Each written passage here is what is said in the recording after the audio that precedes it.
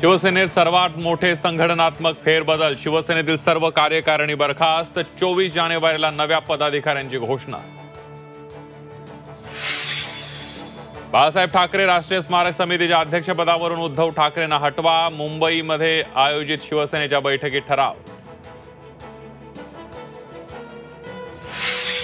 लाडकी बहीण योजनेच्या श्रीमंत लाभार्थी महिलांकडून दंडासह रक्कम वसूल करण्याची भुजबळांची घोषणा.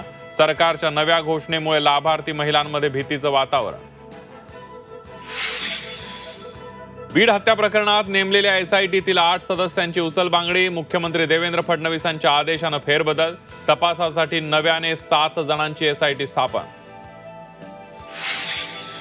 नाशिकमध्ये घातक मांजा वापरून पतंग उडवणाऱ्यांविरोधात 24 गुन्हे दाखल, 29 जण अटकेत, 13 आरोपींना न्यायालयीन कोठडी.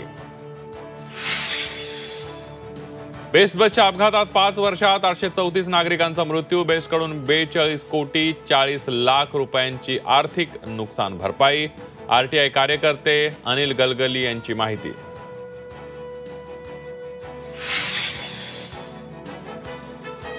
आणि ब्रेकअप झाला तरीही कधीच सोडून न जाणारी गर्लफ्रेंड मिळणार, एआय रोबोट गर्लफ्रेंड तयार. आर्यासाठी मोजावे लागणार 1,50,00,000 रुपये.